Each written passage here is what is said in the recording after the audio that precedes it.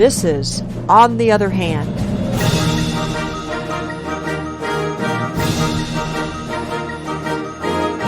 A podcast sponsored by Braver Angels in Arkansas. This podcast explores politics and other issues of importance to Arkansans through having conversations with community leaders. Today, we're going to be talking to another leader in Arkansas who works with others in the community who may have differing views from his own. Hello, and welcome to On the Other Hand. I'm your host, Glenn White, here with my co-host, April Chatham Carpenter.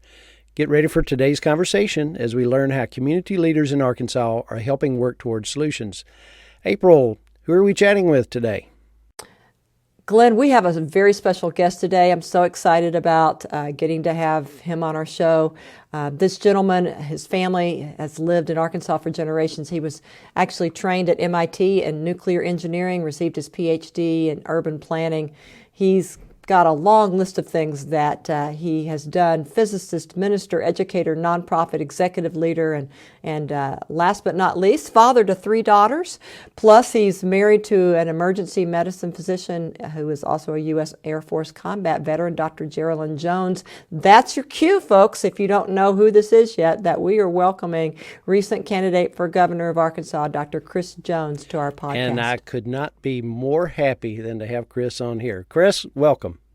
So this podcast, on the other hand, is something I think you've heard a little bit about. We talked to community leaders who in some way have tried to reach across various types of division. Politics is one big one. It doesn't have to be politics. It can be any number of things. In fact, I have in mind a question or two for you in other areas that may come up at some point. Anyway, let's start here today by having you just give us a few high points of who you are. Now, I know you ran for governor, so you put out your bio quite a bit, and it's an impressive one, as April points out. But tell us just a few things about yourself, including some things we may not have heard recently. Yeah, sure. Well, again, thanks for having me on. I'm really excited for the conversation. Look, I'm just a kid from Pine Bluff, Arkansas. I had a fairly calm and normal childhood growing up, playing a lot in the woods. I'm a Gen Xer.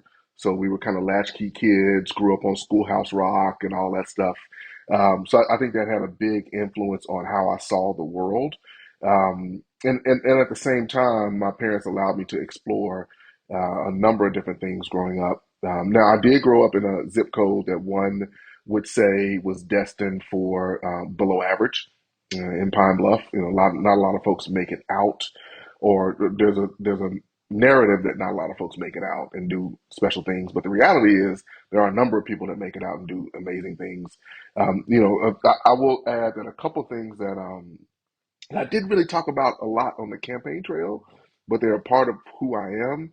You know, I loved playing sports growing up, and I actually tore my knee and had knee surgery when I was in the 11th grade.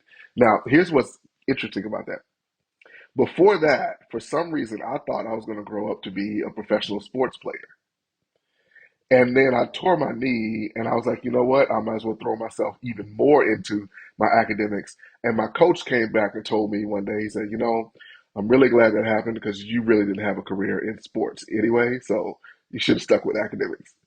But I always tried to do good by people, to live a life with no regrets, and to enjoy and have fun at every moment. And the minute I start to stray from those things, I've tried to reset. So I'm blessed, and I'm here. And we appreciate you being here. Great story. I'm glad. I'm not happy about your having the knee injury, but I'm glad you went in the direction you did. That's obviously where your greatest talents lie. And I have no idea about the athletic endeavor part. Okay. Yeah, it wasn't the best. So I was decent. Okay. All right. So let me ask you this now. So obviously you have politics as a big part of the draw for getting you on here. So you may know we talk in Braver Angels about red versus blue, and that's a common way of distinguishing kind of the liberal versus conservative, Democrat versus Republican. We recognize there are a lot of different colors and political views that people have. So it may be red if you're on the conservative side, blue on the liberal or progressive side, purple if you're in between, there's green, who knows. What I want to ask you, because we ask all our guests this, Even though it may seem obvious, where would you put yourself on that color spectrum politically? Yeah, the color spectrum is such a phenomenal thing, and I am a Democrat, and I'm also a physicist, and so I think about optics and colors and the like. And if I apply my physics brain, I would say my color spectrum is black because black is the presence of all colors. Yeah. And for me, there are solutions on the red side that can be applied to specific problems, and there's solutions on the blue side that can be applied to specific problems.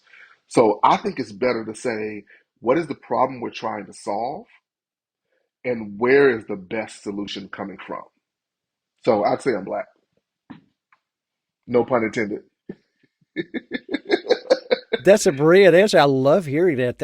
And as a physicist, yeah, I guess you would know that sort of thing. So that's a new way of looking at things, isn't it, April? Absolutely. Okay. So, given that you're black politically and all that encompasses, tell us a little bit about some of the values that you've held or hold now or been raised with, what life experiences, uh, upbringing, whatever influences developed your current political views. Yeah, so I grew up in a household that deeply believed in being explicit about values.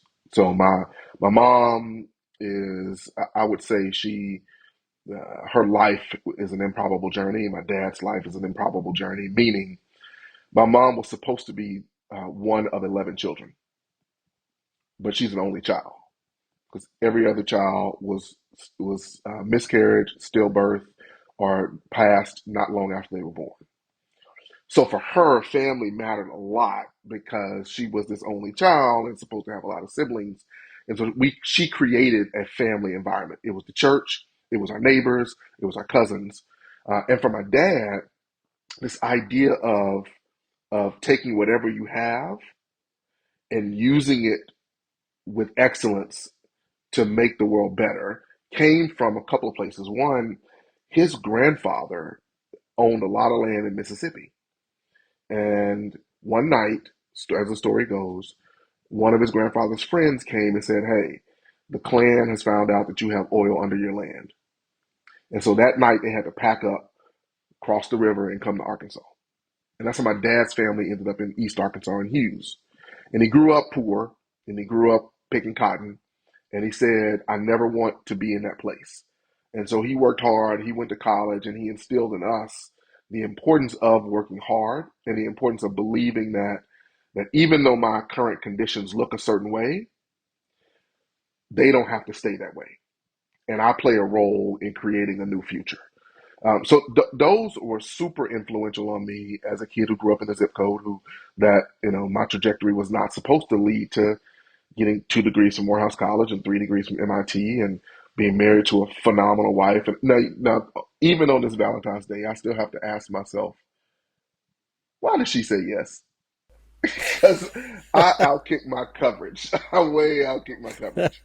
But I look at that and I say I'm blessed, and that's the other value that I hold. Like looking at situations, circumstances, and where I am, and realizing the blessing in that. So I'd say family, hard work, and appreciating the blessing of what's been given to me. Gosh, appreciate that. I love hearing those stories because it reminds me of how we end up, we bring in so much into our present from the past, whether we even recognize necessarily what that past is. And so thank you for sharing that. You talked about when you were identifying your color, that you believe that there are solutions on all sides that we can apply and to look at the problem and determine what the best solution is. And I'm sure that over the years, as you've worked with people in the community, in different communities, that you've had plenty of chances to work with people who differ from you in some way. And so I'd like to hear a little bit about your approach to how you go about working with those who differ from you in some respect, and maybe you can provide us a couple of examples of that, so people can hear your style and what you do in terms of communicating across differences. Yeah. So let me give a little bit more context on that before I answer, and that is that when I think about how I came to believe that solutions can come from anywhere, part of it is that that's what my parents instilled in us, and they pushed us to explore and pushed us to even justify the thing that we were saying at all times. But it also came from my academic experience. Yeah, I am a physicist, I'm a mathematician, I'm an urban planner, I'm a sociologist, I'm a minister. And what I learned in doing all those things, as opposed to only doing one thing, is that there are different ways to see the world and view the world. Right? And real quick, I say, there's a story about the elephant. And different people are touching different parts of the elephant, and they all describe it, and they describe it in a million different ways, and they're all correct. Now, that's not always the case in life. So when it comes to how do I work with people, some of it comes down to understanding and appreciating the fact that everybody is different. Now we're more the same, but everybody brings some difference to the table, and I think that difference is valuable when brought to the table. So I look for that difference, and I try to pull it out in others to say, "Hey, look, I think I have my strengths. There are areas where you're stronger than me, so let's find that and bring it in." That helps, particularly in spaces where it could potentially be conflictual. Where I draw a line is when our values don't align. You don't get to come into my space and degrade me and denigrate me or treat others poorly. So in those instances, I don't try to work with folks because that is fundamentally against what we're doing. Outside of that, and I remember when I worked at the Dudley Street Neighborhood Initiative in Boston. It's a community-based organization that was resident developed, and what they did there was they really transformed the neighborhood. But I was coming as an engineer working with them and ended up taking over as executive director. I was working with longtime activists, and our approach and our view to the world was fundamentally different. But what I had to do and was spend more time listening and learning. And then once I did that, it set the stage for them to hear me. And that's how I approach difference. Thank you for drawing the distinction between just the value of differences and also, knowing when it is that maybe it is more difficult, like when those values don't align, to actually work across that. Um, what kinds of strategies do you use? You mentioned listening to help you that effectively communicate and work with others who are different than you. Well, I'll in full transparency, there are certainly times when I don't effectively communicate. And you can just ask my wife and daughters, and they'll tell you that there are plenty of times when I don't effectively communicate. But having said that, when I've done the best is when I've created space between and John Maxwell and Stephen Covey talk about this a lot, like creating space between stimulus and response. And the stimulus being what I hear from them and what I see from them, and my response to what I hear and what I see. The more I'm able to create space, and in that space, I listen, I try to find understanding, I try to get to the fact territory, and in doing so, once I gain that better understanding, then my response is often way better. When I immediately respond and I don't try to understand, that's when I found that my communication is poor, my communication is lacking, and the tensions grow. And I equate. There's an interesting book by um, Amanda Ripley that talks about high conflict, and she talks about these conflict entrepreneurs. And I believe that the conflict entrepreneurs are the ones who try to eliminate the space between stimulus and response. They want you to have a stimulus and immediately respond. And I think the way we counter the conflict entrepreneurs and create what she calls high conflict, the tension that is good, that leads to a better place, is when we create more space between stimulus and response. I love that book. I use it actually in one of my classes on listening and civil dialogue. Yeah, as one of the texts, and the examples that she provides certainly illustrate that. And then the mindfulness. I mean, that's what we're slowing things down. I just had a recent conversation with a colleague in Braver Angels, actually, in which we were talking about how do we do that when our emotions are engaged at such a level. And I think we don't do it perfectly. What do you do when your emotions, when maybe you're hearing somebody that the values aren't aligning, or it appears that they aren't? How do you slow yourself down? Yeah. I'm, I find that I'm best at slowing myself down when I've prepared before I need to. Right. So when I walk out the door, now as I put my ministerial hat on, I would say that when I put on the full armor of God, right? So and those of the Christian faith will understand what I'm saying. But what that means is that when I prepare my mind and my spirit for whatever I'm going to engage, that when I've done that, then I'm better able to. It's less about changing the inputs and more about processing before I give an output. Right. So yeah, inputs are coming in, stimulus is coming in, nonstop. And what I have to do is, and the way you do it, the way I've done it that works is in part to try to tease out what's important and what's extraneous. And there's a risk there because some things you might say is extraneous are actually important, but appreciating that risk too. And then once you tease that out, giving yourself the time to then think about that important stuff. There's a anecdotal saying that I've heard, and I don't recall who said it, but effectively they said they don't make a decision until the last possible minute because there's no need to make it before. Right, so you give yourself time and space. And some will call that procrastinating. Others will call it giving yourself time and space to gather all the necessary inputs and the process appropriately, and then you make the decision. And once it's made, then you move on. That's good. Glenn? Okay, I'm wondering about this. It's obvious to all of us. These days, there's an incredible amount of negativity, hostility, and conflict in the world and in our country, more than I can remember since maybe the 60s, probably. And one of the things that I've done in as a psychologist is because I've been curious about that. So I started looking at the social sciences literature to figure out what accounts for all this polarization. What are the factors that make it worse? How do you deal with it?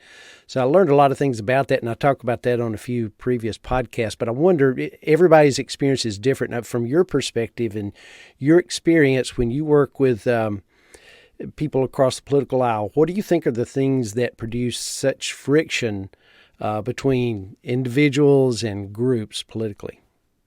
Yeah, that's a fascinating question, and it's so layered. And I'm an armchair psychologist, so it's real very bootleg. Yeah, exactly. You know, and but as I think about it, right, and I think about and as I do apply my sociology training, and then apply my engineering mind, what I perceive is that there's the lived experience, the thing that we actually encounter, and then there's how we tell the lived experience, the narrative we hear.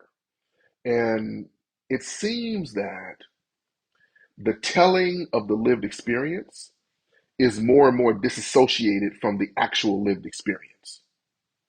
So what you'll hear is in a place like Harrison, Arkansas, which has a history of being a historically racist place, the Klan was there.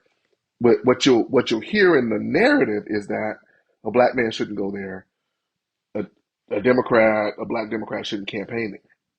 But the lived experience, because I campaigned there and I went there on multiple occasions, the lived experience is that you got folks there who are who are veterans who struggle with suicide. You got folks there who are parents who are trying to figure out how to get the best education for their kid. You got folks there who are neighbors who are just trying to look out for their neighbors.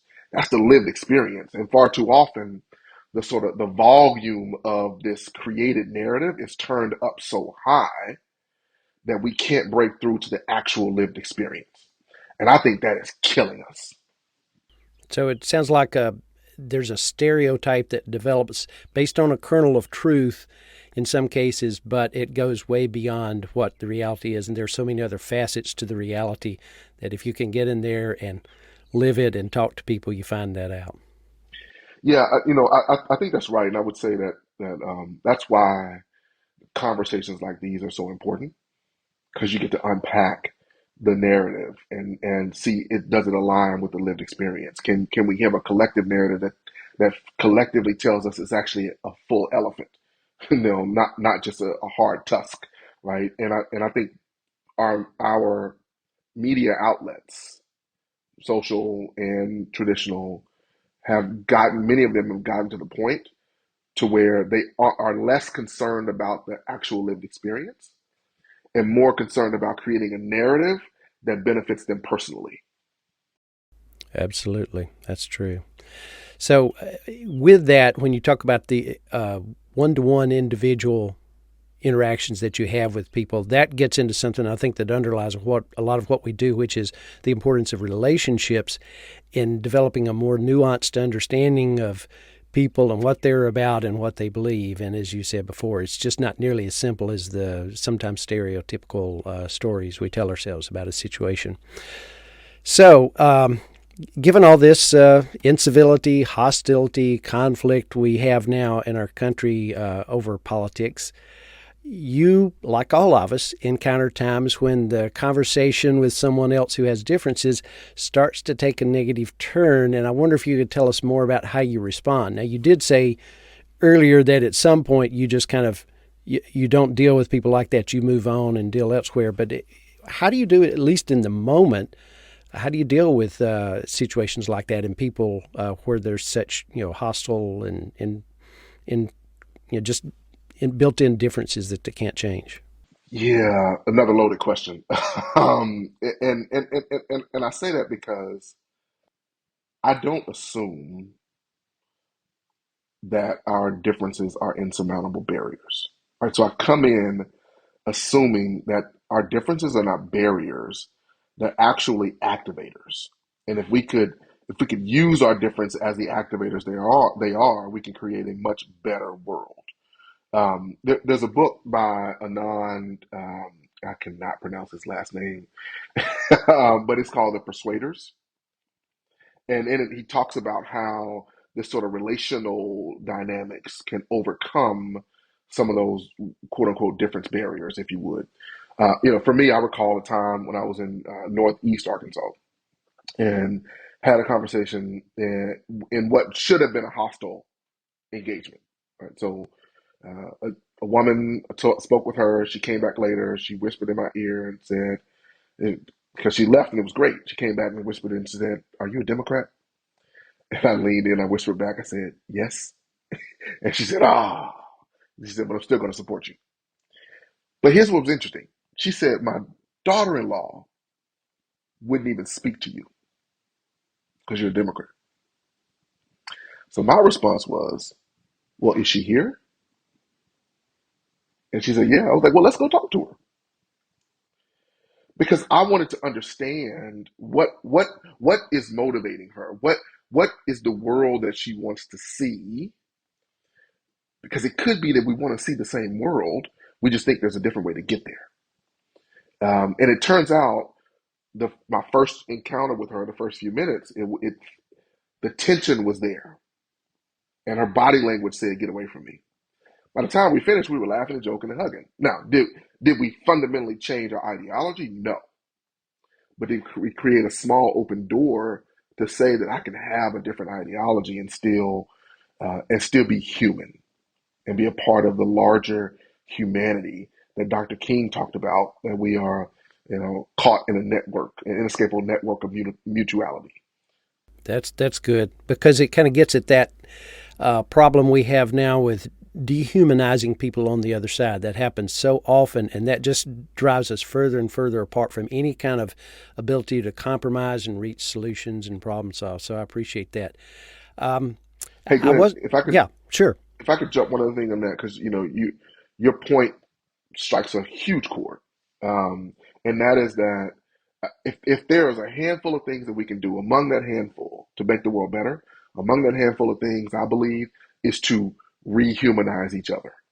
Like you think about the reason the slave trade was able to go on for so long was because people were convinced that folks that were darker skinned and looked different from them were actually not humans; they were animals. The reason that we're able to, imprison so many people and not care is because we don't see them as human. The mentally disabled folks, we don't see them as human. Homeless people, we don't see them as human. Folks who are struggling with addiction. But when the minute we rehumanize people and say, actually, they're my neighbor. And if they're my neighbor, I'm forced to care about them because I care about my neighbors. I think we need to rehumanize each other. Totally agree, and I think that's part of what we try to do. And when we follow the philosophy and that Braver Angels talks about, which is basically mirroring the kind of things you talk about and that we hear all the time on this program when we talk to people who are effectively reaching across the aisle, then that makes a big difference. So I guess the other thing I was going to ask was just basically how you deal with people who are just intransigent and not willing to compromise. You just basically aren't willing to see that point. I gather that there's hope for redemption for everybody. But if you get anyone who's really difficult, do you have any other thoughts about how to deal with those folks? Yeah, I mean, look, you can think what you want to think. You can, in this country, you can say what you want to say, and I think that's fine. You can't act how you want to act. There is a line, right? You can't act in a way that is harmful to others. And if folks are being intransigent, they need to be called out. Like it doesn't mean that they're irredeemable. It does mean that their actions are saying they need to be um, that we need to be protected from that negative action. Now, there's a whole point about calling in folks, and I think you should do that. Like call them to a higher calling. That's where you start. You spend as much time as possible there. And yet, if people consistently and persistently do things, you have to stop them. You don't call in Hitler. You don't say, Hitler, let's continue to sit down and have these loving conversations and whatnot. You stop the evil where it is. And you say, this is unacceptable. You cannot treat people like this. And we will not allow it in what I call, and this is not mine, but from my, again, sociological training, there's a social contract that we have with each other. And the social contract makes up the social construct that we live in. And in this country, that contract should be that all are created equal. And if all are created equal, then you don't get to treat me like I'm subhuman. And the minute you start treating me like I'm subhuman, you're breaking the social contract. And there should be consequences for breaking the social contract. And the thing about social contracts is it's largely voluntary. People don't appreciate that. We think about how much we have in the way of laws and the Constitution that dictate things. It still requires individuals and most of society to agree to that and to, in good faith, abide by that social contract. And the minute a number of people in a large group begins to go against that social contract, society and democratic institutions can break down. So that's a great point. Unless you need to go against it, right? So what King did was he went against the social contract of the time in order to create a better society. Because the social contract was en masse oppressing a group of people. And what he said was, this contract isn't working. And if you look at his Poor People's March, it isn't working for poor whites. It isn't working for blacks. It isn't working for Hispanics. It isn't working for women. And we have to change the social contract in order to make it work for us to live up to our ideals. In that sense, yes, we push against that the way it currently exists until we are able to get to our ideals. And that changes the norm. Yep. Well, that helps clarify things for me. I appreciate that distinction. I like the distinction also between calling in and versus calling out. Although you didn't use the word calling out, one of the things that's so difficult is I think, and I'm going to move into questions here related to your work towards wanting to be governor and your campaign. But I think it's so difficult unless we do the kind of work that you're talking about, that you talked about, that you did in Harrison, that you did with this woman and her daughter.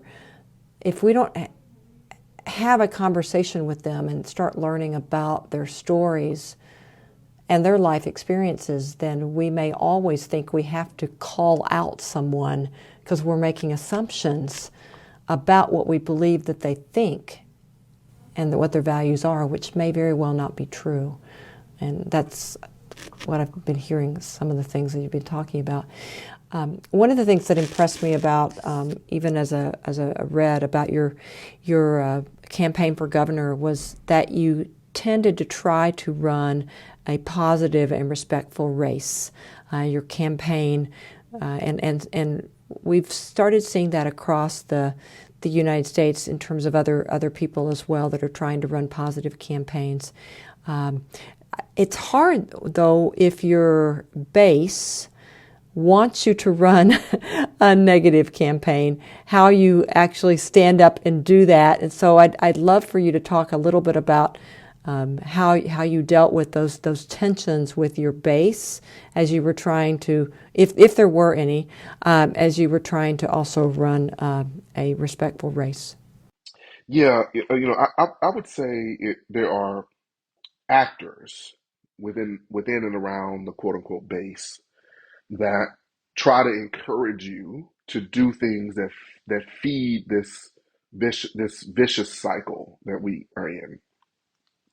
One and two, I would say that the structures that exist they incentivize negativity. It incentivizes that vicious cycle, and that's across the spectrum, right? The incentive is to say something horrible about the character of the other person, and then that draws in a ton of money, and you justify it by saying, "I need the money to put boots on the ground to engage people," right? Um, so the system itself had a perverse incentive, and that was one thing that I was constantly fighting against, the perverse incentive. Um, and look, if I can be fully transparent, I think that my opponent, in many ways, fed into that vicious cycle. Now, she never said anything against me, but it was enough against and enough negativity that drew in and sucked in the kind of resources that one sees when you get in that cycle. Um, so how do I deal with it? I go back to saying that before you walk out the door, you kind of have the full armor on. For me, for the campaign, before we launched, I listed out a set of values that personally I tied them all to scripture, and that, but they in many ways transcend scripture. You don't have to be a Christian to appreciate the values. Um, and it was always about, are we aligned with the value? So forget what the incentive is. Forget what the fact actors are saying. Is it or is it not aligned with the value? And if it's aligned with the value, and it happens to also be something that brings in the resources, that's great. Let's do it.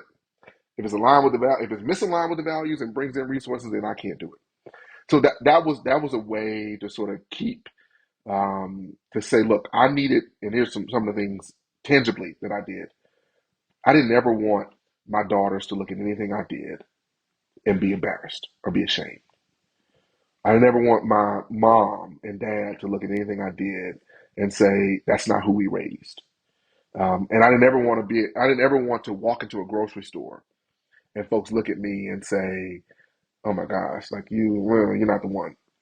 Now you can do that though, and still shine a light on what is wrong. You can shine a light on things that actually are making life horrible for people and destroying the social fabric and the social contract that we say we want. Thanks, Chris, for being our guest today for this first session. And my goodness, we have talked about so many things, from the importance to build space between a stimulus and response and understand first and listen and find the lived experiences of others to try to find our commonalities. So we're really looking forward to having another session with you. We've run out of time for now, but we have so many more things to talk about, so we look forward to continuing the conversation. When you visit our website, you can help us improve our program by responding to a brief survey, for which you'll find a link on our webpage. You can also email us for program or speaker ideas or other feedback. Just send that email to otherhandar@gmail.com. That's otherhandar@gmail.com.